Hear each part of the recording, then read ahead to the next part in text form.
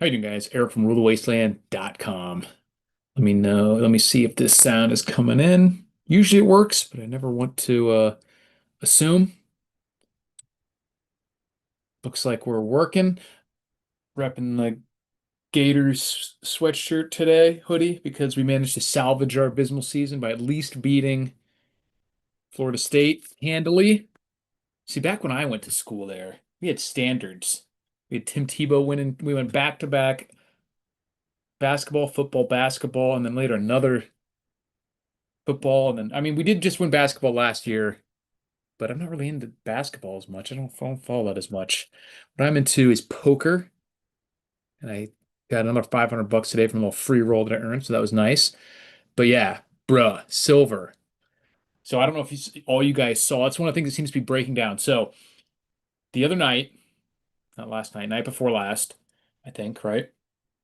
I was up burning the midnight oil as I am wont to do, and I start seeing all the weirdness come in about the CME, the Commodities and Metal Exchange, um, all of a sudden was shut down their operations and was like, we have a server coolant issue. And first of all, it's weird for the client to ever come out and be the one to be like, tell you why their servers aren't working, right? You would just be like, our servers don't seem to be responding, stand by. And then you would get word from your server, like they come up like, oh, we got a cooling issue, even though these server companies, especially for things like that, have multiple backups. And of course, it's not impossible for these things to go down, but none of the other clients at this giant, company apparently hosts for or uses service for was reporting any issues. Just a CME, very weird. Obviously, no one was buying it, given just all the stuff that's going on in the world right now. So I scraped together as much as I thought I could manage, put in another silver order in the middle of the night at AppMex, and sure enough, since then it's up like 3.5 or almost $4. Um, yeah, and like SPQR says, yeah, my server, it's cool. Also, we don't have any actual silver in the vaults. You can't take delivery. So I didn't buy it. And like I said on Twitter, I think, even if that's true, if the story is true, either way, it's bad news because if it's true, it shows you how fragile our modern system is, where we're like, oh, one server company, one server can go down somewhere because of overheating, and all of a sudden the entire global financial system can't do its normal operations. Pretty dire position there. And then the more likely scenario is that they're lying, and then that's even more scary and nefarious because it shows you that something's going on that's potentially much worse or hiding a bigger problem. Speaking of Twitter, there was what's the guy's name? Eric. He's a Chinese guy. He's been on Maneko 64 channel. King Kong Young or Eric Young or something like that. Let me see if I and he had a tweet saying that one of his contacts in China let him know that apparently what had the word on the street was, at least in the Asian community, was that some big Asian entity or buyer had stood for delivery from the comics, wanting actual physical metal instead of just payment in cash. And that spooked them to the point, and they were worried that they wouldn't be able to deliver, or at least would have to delay it, or something else that they were worried would, if they told the truth, would spook the markets and potentially cause some kind of mini run, maybe, of a bunch of people standing for delivery. So they had to make up this server story. Not sure if that's true, but it is along the lines of what I suspect something like that happened, that they got spooked for some reason, and it wasn't really because their servers went down. Edward says, hanging in there cold in Missouri. Sure, sure. Yeah, so like I've said the entire time, now we've got silver at what, 56, almost $57. It's only going to continue to go up, but it hasn't gone up enough to make Bill Polney right. He's still wrong because he said we would get, where is it? 68 to 70 or even higher by Thanksgiving. That's wrong. And that goes to show you why it's so tough to make. Potentially allegedly he has some secret Bible code that's supposed to tell him all this stuff and doesn't ever work. but of making an actual price prediction versus saying that directionally gold and silver is going to be going up. Because if he said that, he would be right. And I mean, directionally, he is right. It did go up, went up quite a bit actually between when he said that and now, but not to the extent that he said. So if you had, depending on how you act on this information, if you bought options or something, or just bet that it would get to that level, it hasn't. He also said the last 2 weeks of November, the markets will get wild to the downside. Something big will happen. And here's another thing, which a lot of these people who make these type of predictions will try to weasel their way out. Let's say something like that, like something big. And so he's probably going to come out and say, "Oh, do you see what happened in the CME on the night? Like that's something big." But because they leave this language open so that they can plug in um, anything that happens that could be remotely, but it's described as good. But he specifically said the last 2 weeks of November, the markets will get wild to the downside. That did not happen. Technically, there is a few hours left in November, but the markets aren't open for them, so it didn't happen. So sorry, buddy, you get two more red marks on the prediction spreadsheet. What a shock. Um, but yeah, silver and gold is going to continue to go up, not in a straight line. And if we do see something go crazy in the markets overall, if we do finally see the markets bleed off, like I said, it's always possible we never really get that crash, that we just go straight into a continued melt up. So because of that possibility, you do have to be careful trying to do any kind of short or God forbid, waiting to buy gold and silver for a dip. Because if you've waited, I mean, you could have been waiting from 35 or $40 and now we're at almost $60. So you don't necessarily want to wait, but I don't think that that's the most likely scenario. I do think at some point, just because of the way these things work, that we will get some kind of crash before the real final melt up, but it's not guaranteed. But I do think that's what's going to happen. And in that event, gold and silver could have a very brief price decrease, probably maybe a pretty substantial one, because a lot of the normies aren't really going to know what's going on. Like I said, if everyone knew what was going on, we wouldn't be in this position to begin with. So having the argument that like that would be stupid to sell gold and silver in this, so they're doing all sorts of stupid stuff already right now. Why wouldn't they continue to do that? Especially when it's going to be a liquidity crunch. They have to cover margin calls. It's going to be the only thing that has any kind of value left potentially. So it's definitely going to go down, but it won't last long for sure. So you'd have to take advantage of it very quickly too. So that's another thing is like knowing how much do you let it dip before you try to jump in. Not smart to try to time that type of thing, but if you don't have any money right now and you might in a little bit, you might be gifted with a little price decrease. But it might be 80 to back to 60, you know what I mean? Like above where it is now even. So who knows? You don't necessarily want to try to time that. And one of the other things that we have going on in the markets, I'm going to be focusing mostly on economic stuff because that's what's going on. Although are seeing the Russian treaty kind of fizzle out. Ukraine is of course not agreeing to things that or making their stand on issues that Russia's never going to agree to, that sort of thing. Um, but financially, I think is still where we're most likely to have big issues in America. Phantom Charger says SD Bullion has some silver for $1 under spot for halves and 100 face back. Yeah, I've seen some crazy deals. APMEX actually wasn't even the best deal. Someone mentioned on my other post, Monarch or not Monarch. It was something metal like that. Yeah, I forget what it was called, but they were cheap, like significantly cheaper than APMEX. And so look around. I just already have had APMEX queued up. I'd worked with them before and everything. And I bought junk silver because at the time it was like 60 cents an ounce over spot only. Not bad at all. But we're also seeing the yen carry trade completely collapse. For those of you who don't know, I think I've mentioned this a couple times over the past year or so, but what had happened for years is like Japan is one of the like most hilariously deep into like the modern monetary theory, Keynesian economics, like quagmire of any country on earth, actually even worse than the United States. They are like horrific, like hilariously bad debt to GDP ratios. Their stock market, like if you bought the last all-time high, they like just hit that again, like within the past few years. It was like 30 years that the stock market basically went sideways and you didn't have any nominal gains other than whatever you maybe got in dividends, like just a horrific situation. And their central bank was just like constantly keeping the yields as low as possible to the extent that like there was a huge, I don't even want to say cottage industry, an actual industry around what's called the yen carry trade, where people would borrow in Japanese yen because the interest rates were so low, you could borrow at like 1% or 0.5% or 1/4% or whatever.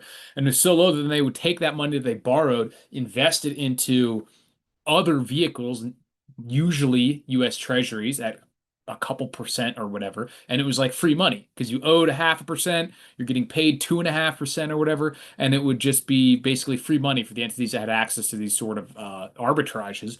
So like billions and billions of dollars in this, but now Japanese yields are starting to spike as their whole Keynesian system is starting to collapse under its own weight, and they're having to do insane amounts of intervention and central bank manipulations to kind of keep this thing afloat. And so their yields are starting to go up, which is making this whole yen carry trade collapse, which is going to force people to sell US treasuries to pay off the debt that they, because the arbitrage will flip and it'll actually be costing them money if they don't sell the treasuries to pay off the money they owe in Japan. And that will cause, or certainly could cause, a large amount of treasuries to be sold off at once, which will make the prices go down, which will make them have to jack up yields on the new treasuries because, like we've been talking about, they have to roll over trillions of dollars in debt in the US government. So they have to sell more treasuries, it's basically borrowing more money, trillions worth over the next year or so or two. And but people are gonna be at the same time needing to sell a bunch of treasuries, existing treasuries. So they're gonna have to jack up yields to make them enticing enough to have any buyers, which will then make the cost of this rollover of debt a lot higher, and it's just going to get gnarlier from here. Like I said, already reached the snowball effect, and there's no going back from here. And there's only two ways out. Like I've always said, it's either debt default implosion, where the money literally disappears from the system. They're not going to do that. So the only actual outcome is inflating away the currency, where they keep making more and more and more and more and more money until we get a crazy melt up. Catches Cutthroat says, Eric, you should look for those vintage Vegas $10 chips with zero point 0.6 of an ounce of pure silver in the center. There's not too many of those floating around anymore. Collectors have already kind of soaked all those up. But if I come across any, for sure, I'll snatch them up. So that puts us in a very worldwide in a very precarious position. At the same time, here in the US, we have an enormous AI bubble buoyed by like basically manufactured earnings reports and sales, which could implode at any moment. Any of this, there's like 10 different things that could implode at any moment. It's going to get weird. So be ready. And we have Elon, like I wrote down here, thinking that you can outproduce. He had this comment on Twitter. I can't find it again, where he's talking about something along the lines of, I'm paraphrasing, but something along the lines of the only way out of this like fiscal hole that we're in is to like produce our way out of it, which is absolute nonsense. It's the exact opposite. You cannot produce your way out of spending infinite money, especially in a system where there will always be more debt than money to begin with. He's saying, well, if we just make enough enough of this money that has more debt, we can make it up on volume, kind of thing. Especially with the idea that it can be done with AI, because even this productivity. That's one thing, and Peter Schiff was talking about this and was being stupid about this too, because he was talking about how I keep seeing these otherwise intelligent people kind of relating this to other versions of technology that have come out, like, oh, when they invented people said the same thing when they invented the horseless carriage, that all the farriers and the horse breeders and the blacksmiths and everything would go out of business, but that new technology just makes humans more productive, so then other jobs are created that they can eventually get, and then it's actually better for humanity in general. First of all, nothing is better than it was like 50 to 100 years ago, pretty much, when in terms of real purchasing power and all that stuff. So the argument doesn't hold up to begin with, because things haven't gotten better. Um, but the main problem with it is that this particular technology is replacing humans. It's not replacing some job that we do. It's replacing the people who would do any job. So you can't say that, oh, when once we now are going to be so much more productive with robots doing all these jobs that humans would do eventually, because that'll make us so much more productive, it'll open up new jobs. Well, then the robots will just do those too. If you're actually talking about technology that replaces humans, it's going to replace humans in anything that we do. So any new job that pops up would just be done by robots too. Now, luckily, that technology to actually completely replace humans does not exist yet.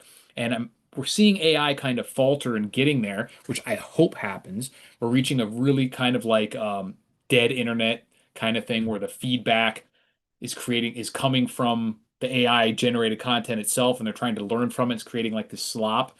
Um, and there's a high level of like hallucination with the AI and things like that. So they really can't replace humans yet. So it's not going quite as fast as some of the like more optimistic proponents of AI have predicted. But that doesn't mean it's not going to happen. Like maybe it'll just take 20 years instead of 2 years. But I haven't seen anything to make me think that it's not going to happen yet. I'm just hoping that it doesn't happen. I'm hoping that it just kind of continues to fizzle to where that isn't really possible to ever get a true AGI that actually replaces humans. But a bunch of people in the world are trying and throwing billions and billions of dollars at it. Um, so if it can happen, it's probably going to. So I really hope that it can't for some reason because it's bad news for humanity. And it's just going to put us into like a neo-feudalism where the actual productivity of the country as a whole might be 10 or 100 times in GDP, but that's why this big number go up type of view of human prosperity is so damaging and autistic and just not doesn't matter. It's like as long as the GDP is going up, then that means that humans are better off than they were, even though every element of what it means to be human and have a meaningful, fulfilling life and being able to have any sort of autonomy and freedom and everything has gotten worse. As long as GDP is higher, reminds me of a joke that it's barely a joke. It just shows you how stupid the Keynesian and like Paul Krugman type monetary theory economics are. But these two economists are walking in the woods, and the one guy sees a big pile of shit, and he's like, "Hey, I'll pay you $100 to eat that shit." And the guy's like, $100, and thinks of all the opportunity costs of everything you could buy with $100, and if he invested it for whatever. So he gobbles down the big pile of poo, and the guy hands him $100, and he's like, "Yeah." And then they come across another pile of poo a few miles down the road. And so the guy says, I'm going to pay you $100 to eat that pile of poo. So the economist is like, well, if what I could do with this money, I just spent 100. So if I get this money, then I could invest that or whatever. So he gobbles a big pile of poo and he gets the 100. And he's like, yeah. So then they walk a few more steps. And the one guy says, I can't help but think that, you just gave me $100. I gave you the $100 right back, that we just ate this shit for nothing. And then the economist is like, no, we created $200 worth of GDP or increase in GDP with our economic activity. And they're like, oh yeah, and they high five and they continue down the road. That's literally, there's no exaggeration there. Like that's how this modern Keynesian view of economics works. That's why you can have Nobel Prize winning economists like Paul Krugman think basically promote, not basically, literally promote the broken window fallacy, which Frederick Basquiat debunked hundreds of years ago, or what, 150 years ago, whatever it was, and say that it would be good for the economy to have an alien invasion or even a fake alien invasion and war that destroys a bunch of stuff because then you have an economic activity has to take place to replace it. So real world wealth is actually wiped out and that's good for the economy. And then they say, these same people say that if a huge asteroid of almost infinite resources comes down to the planet, that would crash the economy. So that's bad. Getting infinite real resources that we use to build things and create things and use, that breaks the economy. But destroying everything, literally blowing up the stuff that you use so that you have to use more of the Earth's scarce resources to repair what you already had, that's good. That's economic activity. That's how fucking brain dead this entire economic system is based on that ideology. And that's why it's all based on fake unsound money because it's all about points, big number go up. It doesn't matter what is actually, it's actually completely inverted. It's inverse perversion of reality. And anything that denies reality eventually gets snapped back to actual reality. And that's what we're seeing now is we're running into the limits of how, we've been, the country's been so prosperous and so productive for so long that we've been able to kind of humor all these stupid, destructive ideologies but now systems all hollowed out by it, and it won't be able to support it much longer because we're actually facing some real, economic issues, and it can't keep afloat when you're denying reality like this. It's pretty wild times, not good. Um, see what people say. Skynet is AI. Oh, dude, that like Genius Act thing or whatever is like literally it's like Skynet. All the stuff they're talking about is basically Skynet. Pretty scary. EHO says Vermilion Enterprise in Florida selling 90% for spot minus 450. Jump on that, man. Jump on it. Like I said, the it's all that's gonna matter is ounces and acres. Doesn't matter the points. When you see a dollar sign attached, that's their point system. That's the Chuck E. Cheese tokens that they're using. And we want the Xbox that's on the wall, not the paper tickets in the world. Because eventually Chuck E. Cheese's is going to go bankrupt, and you can have all the tickets in the world that you want, and you're not going to be able to get your Xbox if you don't cash it out before they shut down. And that's basically where we're at with US dollars or any fiat currency. And hopefully we have a few more years. Certainly doesn't feel like it. All these things tend to go a lot slower than it feels like. You know what I mean? Like if you notice that a rope that you're climbing with is starting to fray, it's gonna feel like ooh, every second is an eternity, and eventually it's gonna break, but it might be you might get through your whole climb and the next person gets through their whole climb, but eventually it's gonna break and someone's gonna fall to their death. So as soon as you see the fraying, you got to get off there, but it might be quite a long time until it actually snaps, depending on what's going on. But it's not good, that's for sure. I know Martin Armstrong, his predictions put the and he's looking at like more of a systemic collapse, not just economics, but like a whole cycle, like collapse of Roman Empire type thing around 2032. I know Vox Day is always talking about 2033 as being from like a cultural more standpoint of collapse due to the immigration. And he had chose that or he predicted that back from like the early 2000s, like 2002, 2003. So a lot of people are predicting around the same time, saying that we have, a good 5 to 7 years or 5 to 10 years. But that doesn't mean that within that first 5 years, we're not going to see a lot of economic turmoil to begin with. So make sure you got the real stuff. And I forgot to show any of the prizes for the Patreon people for this month. Um, So it's gonna be a surprise. It'll be good, but I'm just gonna be do the giveaway at the first live stream of next month, and it'll kind of be a surprise. But there'll be good prizes, and you won't know what you're getting until you tune in to see. It could be anything. Could be all sorts of cool stuff. And speaking of cool stuff, the I believe there's still a pretty substantial Black Friday Cyber Monday deal on Amazon for the Rule the Wasteland Survival Fishing Kit and the Micro Survival Fishing Kit. So if you want some cheap, relatively speaking, especially the micro stocking stuffer type gifts for the preppers, outdoorsmen in your family. Don't forget that this is the only piece of survival equipment that has a full apocalypse guarantee. If you buy this and you die during the apocalypse, I'll give you a full refund. Can't beat that. You just can't beat it. Can't do it. All right, give me some questions. I got through the rants, all that I needed to. We talked about CME shutting down. We talked about the yen carry trade, the Russia deal. We talked about Elon and his stupidity, thinking he can outproduce the Keynesian economic infinite money printing. We talked about the economists and the forest and bull pony being wrong again. Bow pony.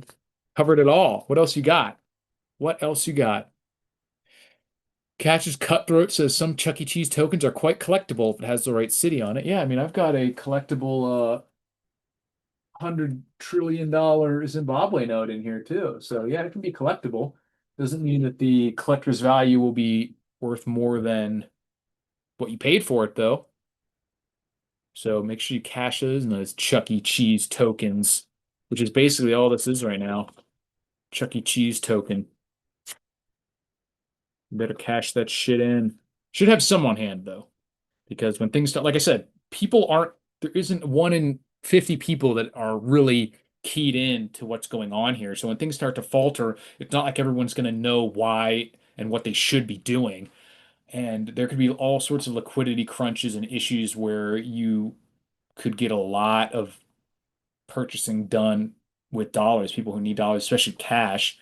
and not just electronic cash like liquidity, but literal cash, um, you might be able to buy all sorts of stuff that right now are kind of expensive, but may have for a while. I think something like if you have like any kind of homestead or property, you might be able to like when things start getting really bad, something like fruit trees and nut trees and stuff like that, and some plants. You might be able to get them for like almost nothing with a little bit of cash or a little bit of silver, or like a tractor for your farm or a greenhouse, or maybe some chickens. And the food itself might very quickly become pretty valuable, like the actual livestock. But like fruit trees and stuff, initially, when people are like, I need to go buy food, and all I have are these like 5 avocado plants in a pot at my nursery or something like that that aren't, directly immediately food. You might be able to buy all that stuff up super cheap. Hopefully, what I'm expecting is things like land and stocks, even mining stocks and everything, and companies like that are long term. They're not these companies that are faking everything, but something like Johnson and Johnson or one of these big, companies like that that's probably still going to be around in 20 years. And if they, but even something like an Nvidia or a Tesla, if they get hammered down hard enough and it doesn't look like they're going to completely go away, like then you could buy in at maybe like just bottom of the barrel prices when there's blood in the streets. And if that point, if you're among those people who think we're going to see a true Mad Max scenario, it doesn't matter anyway. You might as well get in at, these crazy low prices. And because if everything goes to that level of shit, which I don't think it will, but if it did, it's not going to matter if you have your money in cash or stocks or probably even gold and silver at that point for a few years it would take to for that level of like barter economy to come out to where you could actually, because like I said, there's not enough people that really know that they even should want gold and silver.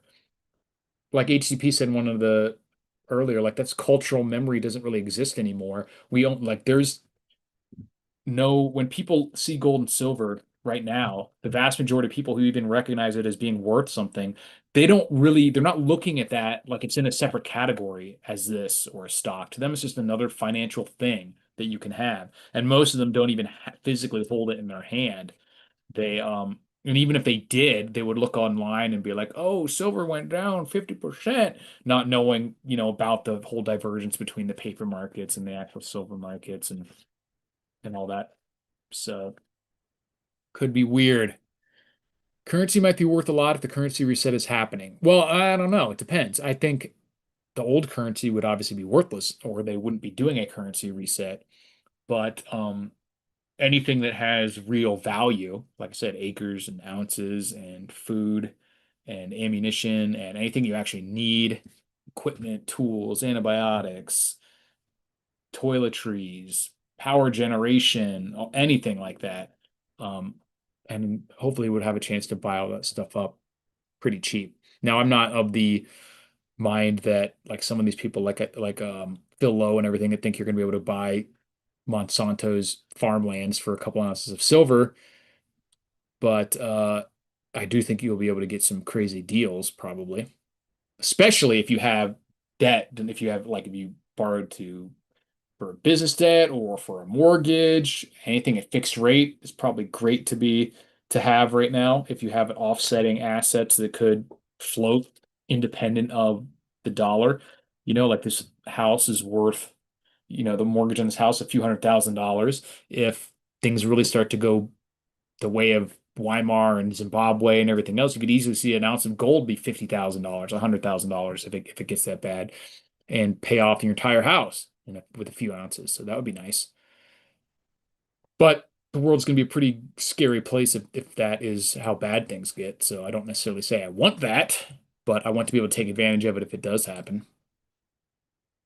But like I said, I'm pretty much targeting a Dow 3-2-1 ratio in regards to gold as at least being like the jump off point as to when if things get that skewed versus their current ratios to where an ounce of gold is equal to the Dow even, or it takes 2 ounces or 3 ounces of gold, but no more than that probably, then I would be looking to start selling some gold and silver and buying other things, specifically stocks, but not only stocks. That would just be a good benchmark. And that could happen as a result of the stock market plummeting, or as a result of gold and silver skyrocketing, more likely result of both happening to some extent to just close the gap up to close to parity or beyond.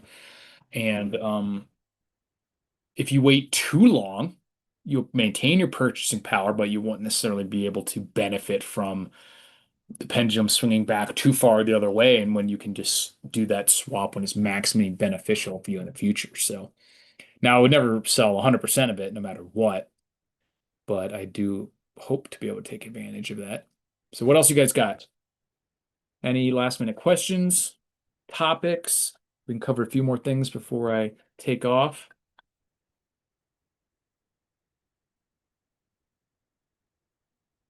What do you guys got? Nothing else, I would just call it, but lots to keep an eye on and going on right now related to preparedness. And speaking of preparedness, like I said, the things to do are to make sure you've got all your if you, especially if you don't have extra money, then just make sure you have all your bases covered. And start with like the real basics, depending on where you are in the country. You really don't need all that much. Like just envision, sit down, literally do like a meditation of like, what would I do right now?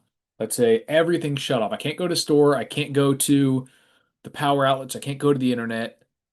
What does my day look like? And just literally start from waking up. Be like, all right, I'm waking up. Can I see where I'm going? Do I have light? Am I cold? Do I have, or hot? Can I survive this type of weather without any sort of intervention? Some people can. If you live in Florida, you don't really have to do much to, you don't have to heat your home necessarily in the winter, at least not extensively. You would be more comfortable if you could cool it in the summer, but you're probably not going to die, that sort of thing. Same with a lot of Southwest. So you don't have to worry too much about like stacking a ton of firewood or a ton of energy just to survive the winter. Um, then just literally go through your day. Okay, wake up. What do you normally do? Do you brush your teeth? Do you take a shower? Can you do those things without the grid? All right. If not, make sure you can. Then what's next? You make breakfast. All right. What are you eating? How are you cooking it? How are you dealing with the garbage? How are you cleaning? Just start listing down. And it's not that hard to figure out a basic um, amount of what you need. And the kind of the simple way of doing it is just go camping. Um, and if you could camp for whatever you need for like a day or two camping, just multiply that like times 30 times 60. And if you could go camping, if you have enough stuff in your house, gear, whatever supplies to where you could go camping for 2 months, then that's basically what you'd be doing in a grid down scenario. You'd just be camping in your house. Instead of being in a tent, you would be sleeping in your own bed, but pretty much everything else would be the same. You would have to have a way to go to the bathroom. You'd have to have a way to cook your food. You'd have to have a way to deal with the elements. You'd have to have a way to deal with your hygiene and first aid and medicine. And if you needed any sort of power for lights, you'd have to have a way to either have batteries or have power generation or different types of fuel. So just imagine camping for 6 to 12 weeks. And if you could do that, you're in a really good spot. Then anything beyond that is just additionally beneficial. But that's kind of what you should just plan for being able to camp in your house for weeks. And if you can do that, everyone always says like 72 hours, that's nothing. You don't have to do anything to survive 72 hours other than maybe like if you have a couple liters of water, um, and shelter from some extreme elements, depending on where you live in the country, you can survive 72 hours without doing anything. You literally don't have to do anything. Most people wouldn't even die without water for 72 hours, or you have a good shot of it. So being like, I've got a 72-hour kit. You don't need a kit to survive 72 hours. You don't need much of anything, just a little bit of water, and most people would survive. Um, so I think if you are at all want to take preparedness seriously, you should have at least a 30-day completely, 30 supplies that would allow you to go without any sort of additional outside aid or grid usage for 30 days. And most of the stuff you just go without. You don't need to use electricity very often. Um, it's pretty easy to have ways to generate or store enough electricity to have a little bit of light with the modern LED bulbs. That's pretty easy. Um, Tiny little solar panels and little battery pack, stuff like that, for lights and a few small things like that. And what else you need? Ability to cook. You can do that with propane, wood, depending on where you're at, solar oven, sun oven. Probably a combination of those makes most sense. Um, and a couple cans of propane, and a little camp stove, and you could get through a month or two no sweat. And especially if you have food that just needs to be warmed up, stag chili, link will be in the description, spam and other canned meats, some rice, things like that. It's easy. It's not complicated. Just make sure you got 30 to 60 days worth. That is what I consider to be the bare minimum, not 72 hours. 72 hours is a joke. Um, like I said, you don't, if other than like really bad inclement weather or like a huge blizzard or a mega heat wave or tornadoes and stuff like you can just sit in the dark and be like, well, I don't have electricity, I don't have any food, and you're still going to survive 72 hours. Most of the time, even if you're on various kinds of medication, you're not going to just die within 72 hours. So 72 hours is a joke. It should never be the standard. It's kind of just, I think the only reason it is a standard is because it gets people into the mindset of having something on hand with without spooking people or making it seem overly difficult and logistically. Because if you had 72 hours worth of supplies, it really mean you could go almost a week before you would like die because you don't actually need anything for most of that time. So if you had enough, 3 days worth of what you would normally eat, you could survive at least a week before you would start having serious problems. So, but you don't want to have to go without food for multiple days at a time unless you don't have to. So, and it's pretty easy and pretty cheap to have a few weeks worth of food and supplies. So, I figured that I have to have propane for December through March, roughly 12 20-pound cylinders at $6 per cylinder, damn expensive best. Yeah, but not that expensive. You know what I mean? Like if you're talking about survival, 600 $720 or whatever. That's crappy, but see if you can, supplement that with other things, maybe, wood or whatever. And if you're going to be cooking with propane too, that can actually serve a dual purpose. You're burning it, it can help warm up your area as well. And maybe look into different types of insulation. Um, things like that. And anytime you are using the cocaine, that'll keep you warm. The propane for like a heater, you could also be using it to like boil water or something. So not only is that water purified, but water holds a lot of thermal energy. So you get the heat from the flames entering your dwelling. Then the water will be purified for later use, either drinking, showering, cooking, whatever. And that water will be hot for a long time and continue to radiate heat off into the apartment as well. So there's all sorts of ways you get creative with it and make sure you have good clothing as well. And maybe additional insulation that you could choose like a room in your house. It's like super insulated and use hot water bags and stuff like that. Every prepper should try fasting during Ramadan, Lent season. You don't need that much other than willpower to survive. I mean, I don't see any reason why you have to do it during Ramadan or Lent. Just do it. I did a 72-hour fast last year because I was just out of curiosity. I couldn't think of a time where I was sure that I'd ever gone more than, or at least significantly more than 24 hours without anything to eat. I was like, I'm 40 years old, and I say I've never even gone more than a full day probably. So I just did a 72-hour fast, and it's not hard.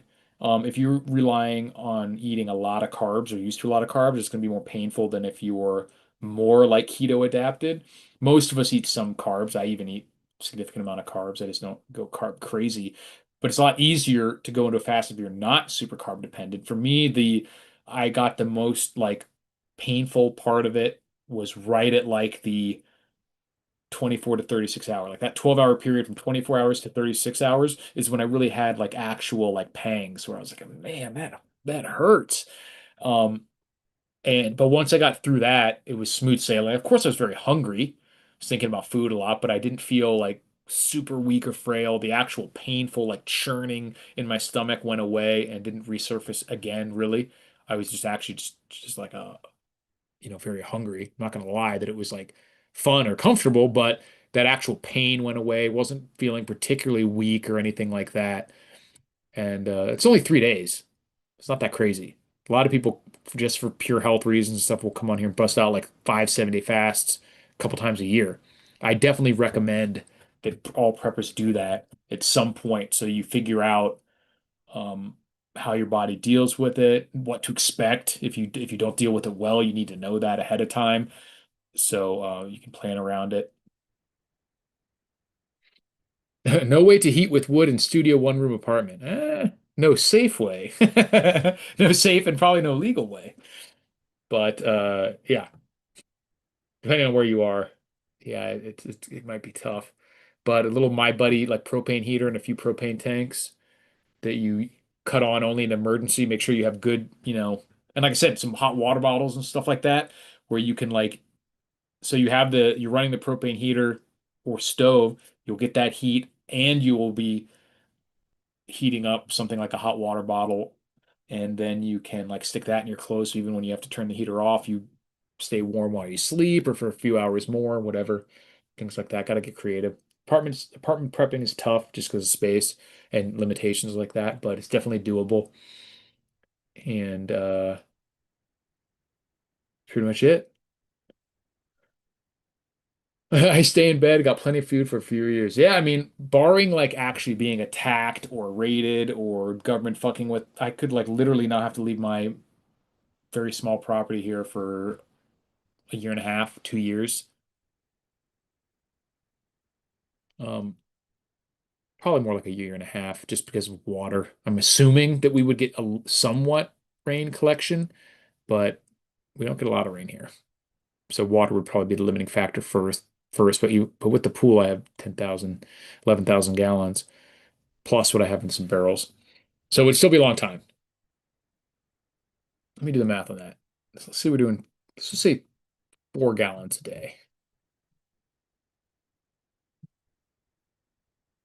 Oh, that's a shitload of days.